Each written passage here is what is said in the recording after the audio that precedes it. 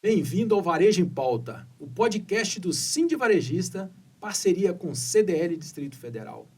Hoje vamos tratar de um tema muito importante e delicado, a reforma tributária que entrou em vigor agora em 2026. Temos muitas novidades, temos coisas importantes para falar com você. Estamos aqui hoje recebendo Anderson Nunes, o consultor especialista em reforma tributária, e vai nos ajudar muito daqui para frente. Esse podcast é muito importante.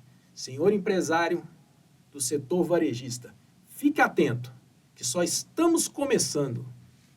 Seja bem-vindo, Anderson, a participar desse nosso podcast e trazer grandes informações sobre essa reforma tributária. É uma grande honra receber você aqui, o podcast do CDL, o nosso parceiro do varejo. Anderson, queria que você desse as boas-vindas aí para a gente. Se quiser falar um pouco de você, fica à vontade, a casa é sua. Obrigado, presidente Abrita, é um prazer estar aqui com vocês nesse dia. Meu nome é Anderson Nunes, eu estou há 15 anos no segmento tributário, participei de diversos regimes especiais na construção, desenvolvimento junto com a Secretaria de Fazenda, para atrair negócios, atrair empresas para o Distrito Federal. Ao longo desse tempo, a gente foi construindo conhecimento e desenvoltura para o que mais pesa na vida do empresário, que é a carga tributária. Então, a gente conseguiu construir conhecimento, conseguiu construir um esboço de onde, de fato, o empresário consegue, de maneira dentro da licitude, pagar menos impostos.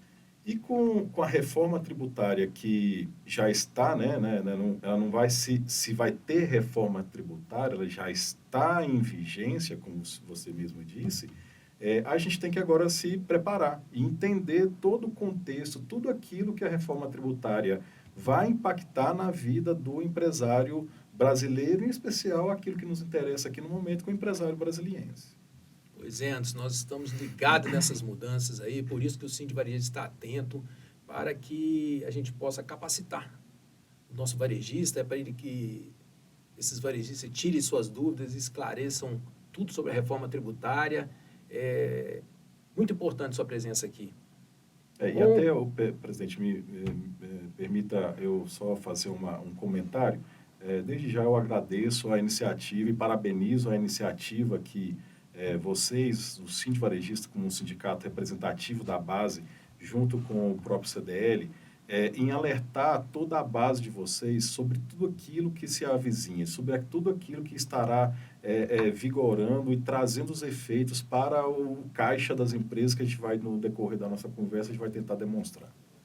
Com certeza, Anderson, é muita mudança, né? E, na realidade, a nossa intenção do Sind Varejista aí é trabalhar com método preventivo, né? Porque, às vezes, o empresário fica muito amarrado à imprensa, o que a imprensa diz e tudo. Então, tem uma coisa que a imprensa diz, mas, às vezes, tem um ponto, uma vírgula, um parágrafo que muda. E, assim, a reforma tributária não é receita de bolo, né? Não é tudo para esse tipo de comércio, né? Porque nós temos diversos empresários na nossa base em diversos segmentos, né? Então, não quer dizer que essa instrução ou essa orientação sirva para todos, né?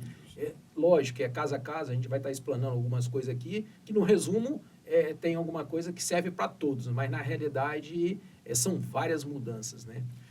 Nesse contexto que você abordou, nós temos que tratar de uma maneira daquilo que serve a todos, bem como daquilo que são regimes específicos.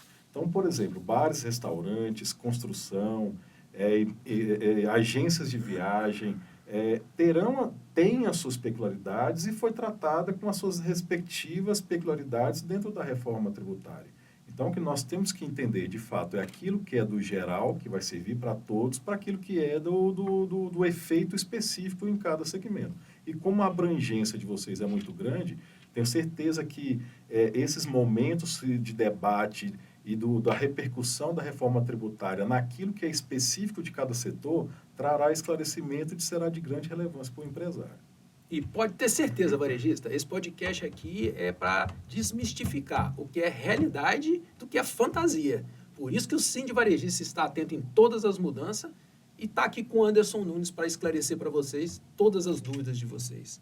Vamos começar perguntando para você, Anderson, o seguinte: o que é, de forma simples, reforma tributária do consumo instituída pela Lei Complementar 214/2025? O que de fato é esse, de forma simples, para o nosso público aí entender?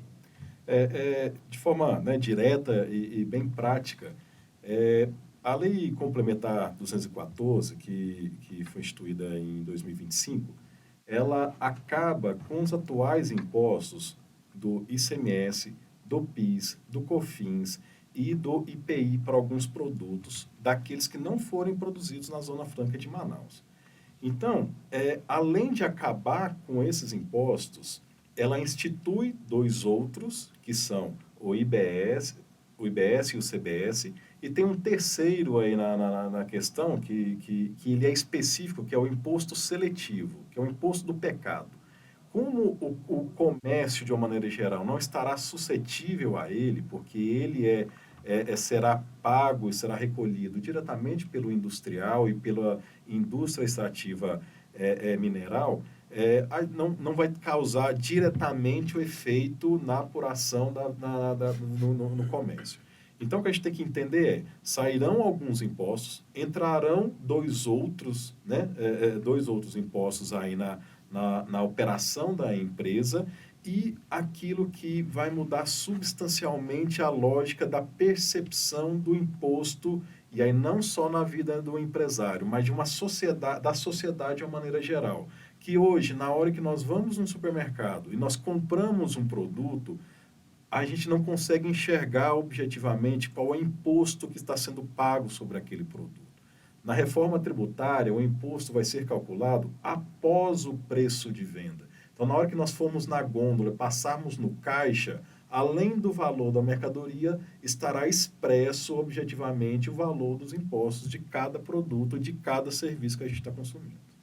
Então, hoje, terá um prazo, né, para o empresário adaptar isso. A gente vai ter destacado naquele cupom fiscal, na nota fiscal que é emitida para o consumidor, quais os produtos, quais os impostos, os percentuais e os valores de cada item. Isso vai ser detalhado na nota que é emitida para o consumidor. Tanto no cupom fiscal, quanto na nota fiscal modelo 55, que é a nota fiscal padrão, terão que estar expressos. E aí, durante o ano de 2026, isso já valerá.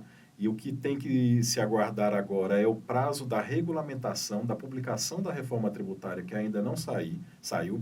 Após o terceiro mês da publicação do regulamento, todos os cupons fiscais, todas as notas fiscais que serão emitidas, deverão conter expressamente o valor devido a título de IBS e a título de CBS. Durante o ano de 2026, de maneira ilustrativa.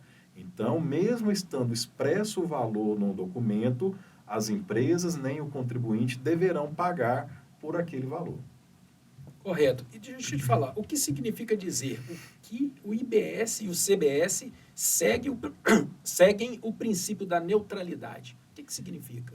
Hoje, dependendo da onde que é a origem da mercadoria e o destino dessa mercadoria, incide alíquotas diferentes do ICMS.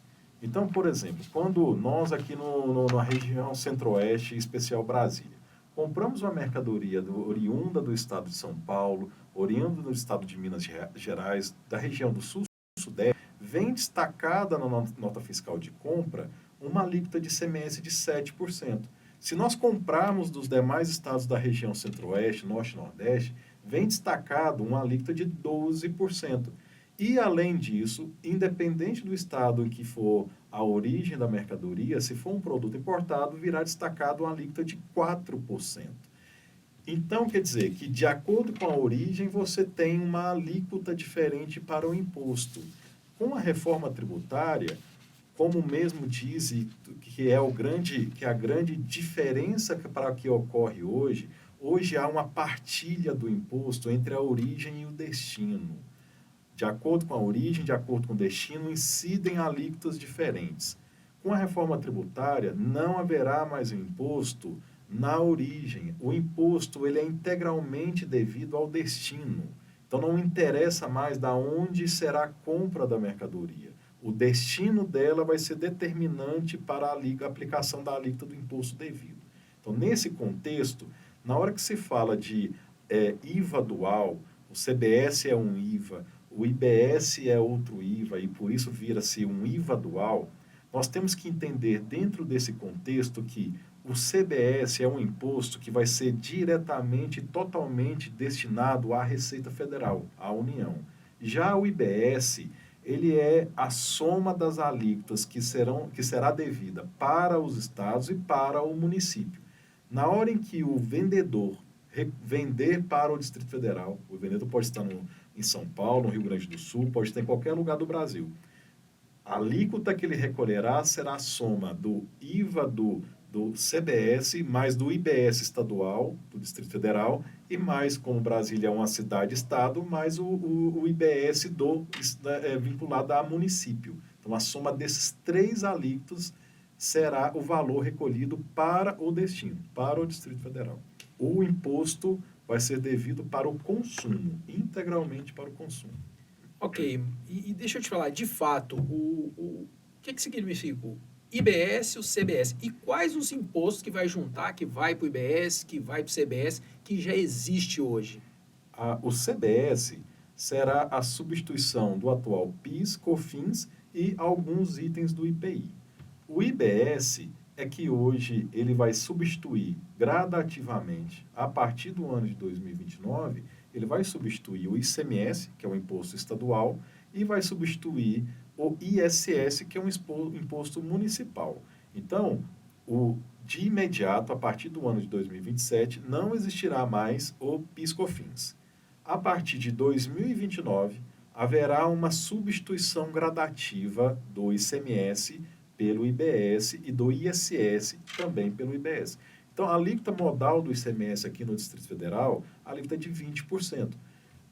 No ano de 2029, a alíquota de 20% do ICMS será reduzida a 18%. A partir do ano de 2030, será reduzida a 16%, 14%, até chegar ao ano de 2032, num percentual de 60% dos atuais 20%, né? E em 2033, extingue-se de vez tanto o ICMS quanto o ISS.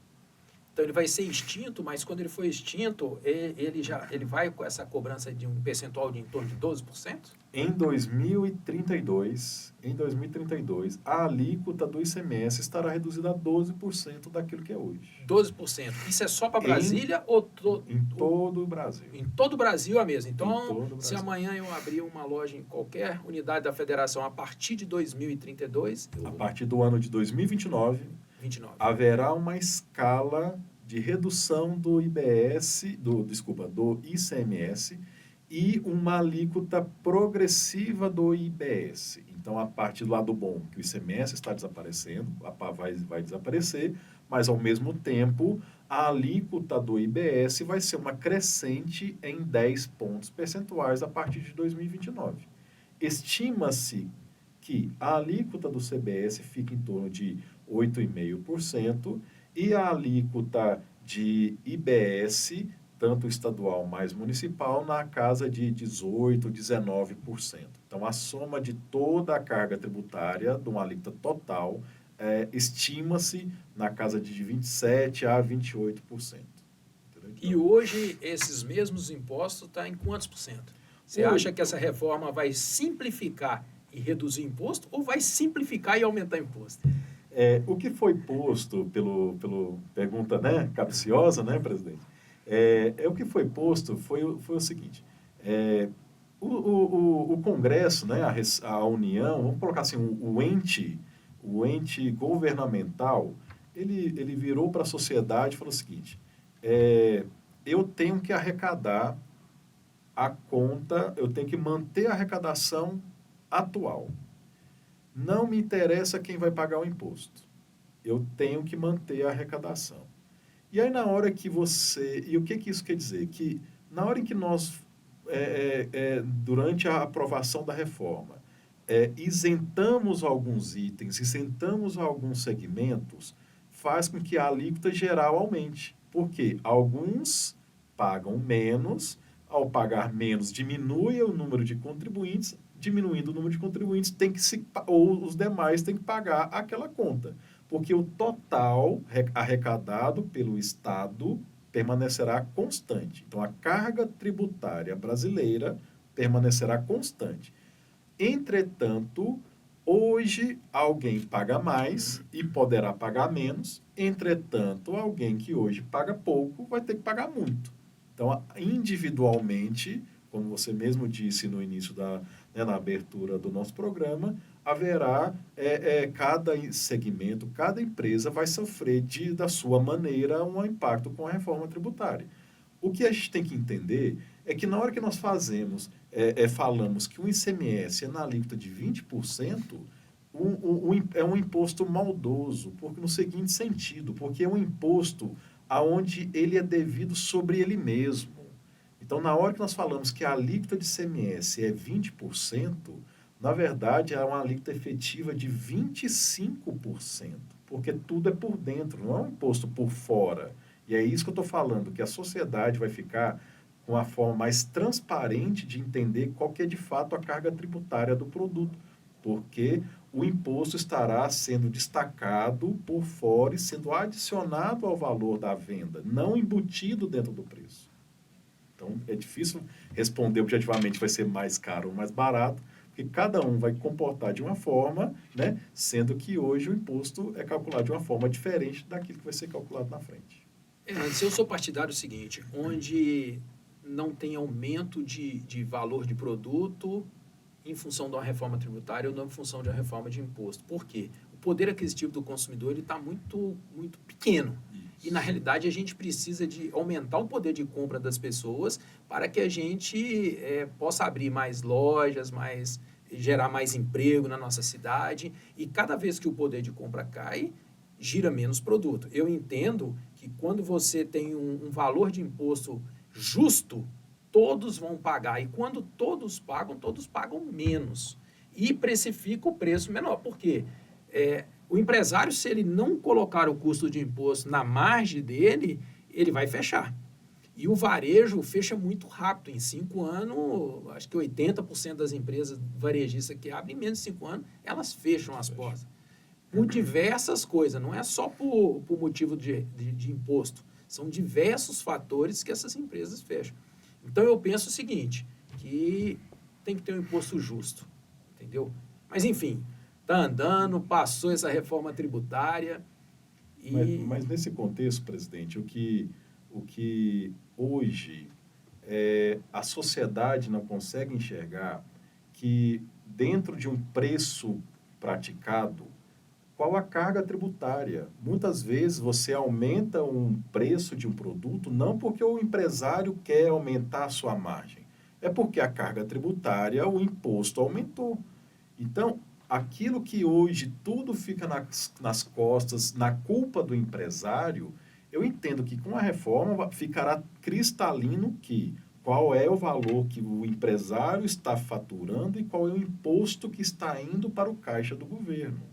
Então, eu entendo que essa consciência da sociedade será muito mais avançada e aí cabe à sociedade criticar e cobrar dos seus respectivos governantes para que, dentro de uma cidade, dentro do estado, aplique-se diretamente uma alíquota de IBS menor do que nos estados ou nos municípios vizinhos. Muito importante que você colocou, viu, antes, porque na realidade, muitas vezes o cara, esse empresário está ganhando muito, a margem dele está muito grande e tudo. Esse ponto é positivo, é ficar destacado lá na nota fiscal o que é valor de produto, o que é valor de imposto e que realmente o empresário é aquela pontinha que sobra para ele tirar todos os custos dele, né? É isso. Entendeu? Isso aí, realmente, esse ponto aí é positivo. Mas vai ser muito melhor ainda quando essa carga tributária baixar um pouco, viu antes, para a gente ter mais movimento nas nossas lojas físicas, gerando emprego e aquele varejo pujante, vendendo, né? Muito. E a gente não ter na nossa capital aquela maior franquias, né? Onde a gente passa na rua, tá lá, aluga-se, passa o ponto, né? Essa franquia não é uma franquia que me agrada, viu? Essa franquia tem que fechar de vez também. Essa tem que acabar, viu? É isso aí. Então, novamente, o que é consciência. A gente tem que, nós como como prestador de serviço da classe empresarial, temos que falar para a sociedade que se conscientize da carga tributária que as empresas simplesmente viraram um posto de arrecadação do governo. É isso que a empresa é. O imposto não vai ficar no cofre, não vai ficar no caixa das empresas. A partir do momento da vigência da reforma tributária, na hora que o contribuinte, o cidadão, passar um cartão de crédito, um cartão de débito, aquele dinheiro da compra não vai nem no caixa mais da empresa. Ele já vai ser automaticamente segregado e indo direto para o caixa do governo. E aí isso vai ficar transparente com a reforma tributária. Pois é, a parte do governo já acredita na conta do governo e a parte do empresário vai para a conta dele, né? É isso aí. Anderson, deixa eu te falar uma coisa. Nós temos uma preocupação muito grande no setor varejista, 70%, 80%, ou até mais um pouco, chegando a 90% dos nossos associados, das empresas que mais geram emprego, não só em Brasília, mas no Brasil, ela é ligada ao regime de tributação simples nacional. E é uma preocupação desse varejista se ele vai continuar no Simples Nacional, se ele vai mudar de faixa, se o Simples Nacional vai ser extinto, ou se ele continua, mas há vários anos, né, que o Simples Nacional a nível federal é 4 milhões e 800 por ano e no Distrito Federal é 3 milhões e 600. Que você pode esclarecer para os nossos associados aí, o pessoal que está nos assistindo? Foi uma excelente abordagem na questão do Simples Nacional, né? Então, o Simples não vai acabar. E entendo que pode até sair fortalecido em alguns segmentos. Pode, no primeiro momento, parecer meio polêmico, mas eu vou me justificar aqui, né? Várias empresas estão no Simples Nacional pela desoneração da folha de pagamento. E a desoneração da folha de pagamento vai permanecer inalterada com a reforma tributária. O que foi alterado dentro do arcabouço da matriz tributária do Brasil foi os impostos sobre o consumo. E na hora que se recolhe o Simples Nacional, dentro de uma mesma guia, você tem vários impostos ali. Então, o que vai acontecer os impostos que foram extintos pela reforma deixarão de existir dentro do Simples e vai aparecer o IBS e a CBS no mesmo percentual que você paga hoje. Isso para as empresas do Simples Nacional. Então, quer dizer, se a empresa do Simples Nacional virar e falar assim, eu não quero mudar nada a minha apuração, eu não quero mudar nada a minha apuração. Ela vai ter esse direito e não mudar nada na apuração dela. Aquilo que ela comprar de despesas e comprar de mercadorias para revenda, aquilo que ela comprar de insumos, se ela for uma prestadora de serviço e queira utilizar na prestação de serviço, ela hoje não tem nenhum direito a crédito. Ela não tem crédito sobre nada hoje. Com a reforma, ela pode aderir a um sistema híbrido. Então, aquilo que for despesa com aluguel, energia, o material que eu estou falando, um cafezinho que ela servir para o cliente, sobre tudo isso ela vai poder ter crédito. E, entretanto, sobre o valor da mercadoria, o valor do serviço prestado, ela também vai ter que recolher o débito do imposto. E ela vai fazer um débito e crédito. E aonde que a gente vai ter que enxergar? Se uma empresa do Simples Nacional for uma farmácia, por exemplo, maioria dos medicamentos são alíquota zero. Não pagarão nada do IBS e CBS. Se uma farmácia estiver no Simples Nacional e optar por um sistema híbrido, ela não paga sobre os medicamentos que ela vai vender e ela tem direito a tomar o crédito sobre os valores das despesas e o valor dos insumos que ela tem na operação. Então, quer dizer que ao invés dela pagar, ela vai ter direito a créditos.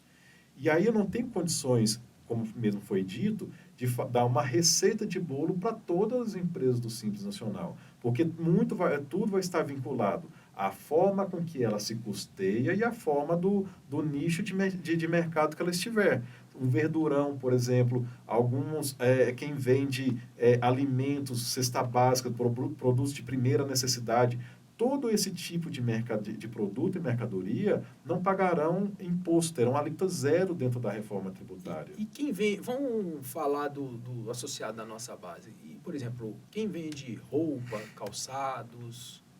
Tudo, se ele estiver no Simples Nacional, Isso, a maioria tá. se ele estiver no Simples Nacional, o que nós temos que entender é a margem, se a margem dele for satisfatória, for alta, ele vai ter que fazer a conta se vale a pena ele pagar exatamente o que paga hoje e não ter direito a nenhum crédito, ou tomar crédito sobre todas as despesas e debitar na sua venda. Lembrando que os encargos sociais da folha permanecerão como estão hoje. Então, a margem, aquilo que ele compra, para aquilo que ele agrega de valor e sobre a venda, ele tem que entender se tudo isso vale a pena ele tomar crédito e se debitar, e se o valor recolhido fica menor do que ele pagar integralmente dentro do Simples. Entendi. Só para completar, como o IUBS e a CBS aparecem para as empresas optando do Simples, elas pagarão por fora ou dentro da DAS? As empresas do Simples têm uma guia, né, chamada DAS, né, DAS aí na situação. Se ela permanecer no sistema puro, como está hoje, ela continua recolhendo uma única guia e não muda nada a vida dela.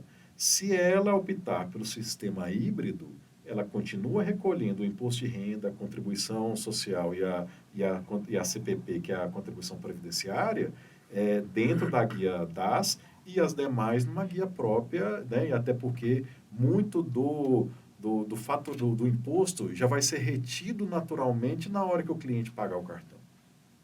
Ok. Outra pergunta aqui, Anderson. Como pode afetar a competitividade de pequenas empresas que vendem para o lucro real e o lucro presumido? Então, por exemplo, se eu vendo lá, eu sou simples.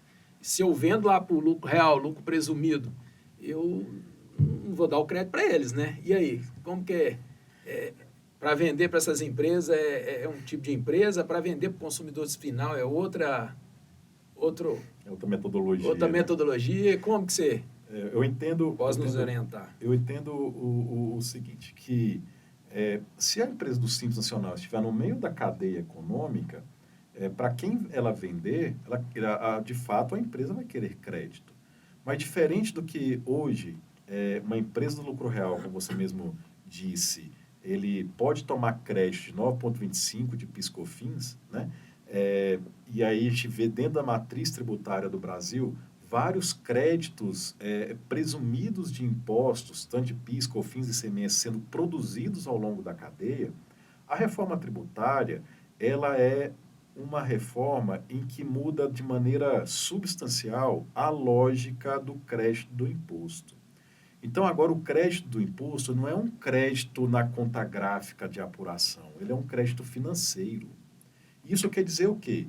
Que eu só tomo o crédito do meu fornecedor na hora que o crédito foi efetivamente pago. E aí as empresas do Simples Nacional, antes de pensar em vender, ela tem que entender como é a matriz de custo dela, qual que é a matriz dos prestadores de serviço que ela toma, dos fornecedores que ela tem, porque se o fornecedor dela não pagar o imposto, o IBS, CBS, ela não tem direito ao crédito desses impostos. Então vai ser um grande, me diz até o brinco, que vai ser igual a gente, na hora que está alimentando o Nota Legal, que nós informamos o nosso CPF para o Nota Legal, e a gente vai lá no site da Secretaria de Fazenda conciliar se os nossos créditos foram devidamente habilitados, todas as empresas terão que fazer essa mesma conferência a partir da reforma tributária, porque ela só terá o crédito daquilo que foi efetivamente recolhido. E aí, se ela estiver no regime puro do Simples Nacional, ela não vai gerar o crédito para frente. Ela não vai gerar o crédito para a empresa do lucro real e da própria empresa do lucro presumido que vai se abastecer dela. E aí, nesse conceito, custo. A gente não vai poder olhar mais aquilo que é valor pago. A gente vai ter que entender custo de cada coisa. Por quê? Novamente, a gente vai, na hora que paga por um produto, por um serviço, a gente vai estar pagando o imposto mais aquilo que a gente está comprando. Se a gente entender que mesmo sem o crédito dos impostos, o custo do produto e o custo do serviço ficou mais barato, a empresa do Simples não vai sofrer com a concorrência. E tem alguma estratégia assim que você pode dizer para o pequeno empresário que ele precisa de começar ou avaliar ou começar já? Tem alguma dica, alguma estratégia que você pode assim estar falando aí para o nosso associado, falando no nosso podcast, para que eles tenham que começar imediatamente para ele sofrer menos impacto? A tarefa zero num plano de ação, o item zero do plano de ação é como estão seus contratos junto a seus fornecedores. Tanto fornecedores de mercadoria, fornecedores de serviço, contratos de aluguéis, porque não haverá um valor sequer que permanecerá inalterado a partir de 1º de janeiro de 2027. Tudo aquilo que é consumido hoje sofrerá um reajuste para mais ou para menos a partir de 1º de janeiro de 2027. E aí o empresário, e principalmente o empresário do Simples Nacional, que é mais sensível, ele tem que entender se o novo preço praticado pelos seus fornecedores estarão compatíveis dentro da reforma tributária. A partir do momento em que eu sou fornecedor de uma empresa do Simples Nacional, que hoje forneço uma mercadoria a R$100, a partir de 1º de janeiro eu chegar com a nova tabela 110, eu estarei simplesmente repassando o custo, o valor do novo imposto, ou o empresário estará aproveitando daquele momento para reajustar a margem. Então, o empresário do Simples vai ter que entender como é o custeio que ele tem hoje, qual a carga tributária que os fornecedores dele suportam hoje, para entender como será essa carga tributária aplicada a partir de 1º de janeiro de 2027. Anderson, estamos chegando ao final de mais um podcast Varejo em Pauta, em parceria com o CDL Distrito Federal. Agradecemos muito a sua presença aqui, viu, Anderson? Esses esclarecimentos, essas dúvidas que você tirou aqui da gente, eu acho que foi muito proveitoso para o setor varejista, para o empresário. Nós vamos estar encontrando em outra oportunidade aí, junto com nossos associados, tirando mais dúvidas específicas, né? Cada um tratar ali do ramo de atividade que ele trabalha, que ele representa, que ele comercializa. Se você pudesse dar 3 orientações práticas para o pequeno empresário, preparar para a reforma, quais seriam, assim, para encerrar? Eu gostaria que você falasse, olhando direto para aquela câmera ali, para o nosso associado. Então, pessoal, assim, as dicas que eu deixo, olhem as suas DRS, olhem a sua formação de preço, o seu custeio, o que é que deixa de margem hoje. Principalmente as empresas do Simples, ela tem um momento crucial, que é em setembro. Em setembro, ela vai ter que fazer uma opção se a partir de janeiro de 2027 ela vai ficar no sistema puro ou se ela vai para o sistema híbrido. Para isso, ela tem que entender qual que é a carga tributária que ela suporta hoje, como é que está sendo as suas despesas, quais despesas vão gerar crédito, quais despesas não vão gerar crédito, quais os produtos que ela vai vender e qual a alíquota esperada para os produtos que ela comercializa. E com base nisso, ela fazer uma definição se faz sentido ela ficar no sistema puro ou se vai para o sistema híbrido. Para mim, essa é a condição sine qua non para que ela entre em 2027 pronta e aderente àquilo que vai ser a reforma tributária. Além disso, ela já comunicar aos seus clientes o que é o preço de hoje, qual que é o preço de fato do produto e serviço que ela pratica e como que isso vai repercutir na reforma tributária. Para quê? Para que o cliente dela não se assuste, não tenha uma resistência natural ao ter uma nova tabela de preço vigorando a partir de janeiro de 2027. E, por fim, discutir com a software house.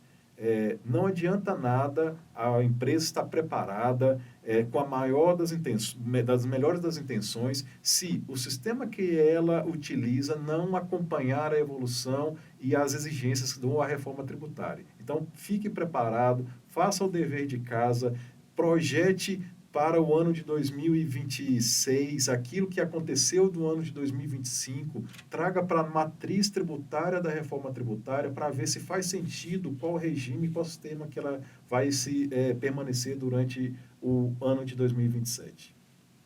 Anderson Nunes, muito obrigado pela sua participação. As suas orientações foram muito relevantes para o nosso associado. Espero que você tenha contribuído muito para os nossos associados. Eu queria que você se despedisse do nosso público agora. Queria agradecer a oportunidade, mais uma vez, de estar aqui. Nesse momento, a gente está para multiplicar conhecimento, fazer esclarecimentos e entendimentos para que o varejo brasiliense saia fortalecido com a reforma tributária.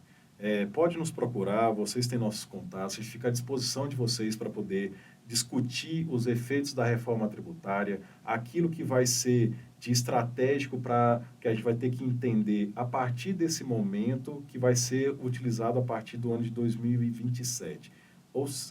Quem não estiver preparado de imediato já está atrasado com a reforma tributária. Então, fico à disposição, agradeço mais uma vez e parabenizo pela iniciativa, pelo programa e sucesso hoje e sempre. Muito obrigado. Anderson, eu que te agradeço a presença aqui. É a nossa missão enquanto presidente do Sind Varejista, é ser um facilitador para o nosso associado na geração de emprego e renda. Isso é que importa. A gente tem que trazer essas novidades, o que está acontecendo no mercado, seja com norma trabalhista, com reforma tributária ou com qualquer outra condição que estiver entrando no mercado e que possa afetar o varejo do Distrito Federal. Então, a nossa missão é estar orientando os nossos varejistas. Mais uma vez, muito obrigado pela oportunidade de estar junto com a gente aqui. Eu acho que vai ser a primeira de uma série, né? Até um logo, né? Nós estamos iniciando esse podcast aí, né? Que é o Varejo em Pauta, parceria com o CDL Distrito Federal. Isso é muito importante, a gente está unido em prol da nossa base. Isso é o mínimo que a gente possa estar fazendo para o nosso associado. Parabéns mais uma vez e desejo sucesso hoje e sempre para vocês. Obrigado. Fique ligado nos próximos episódios. Nós traremos novidades para você, varejista, de tudo que está acontecendo, não só a nível Brasília, mas a nível Brasil. Muito obrigado pela sua audiência e até a próxima.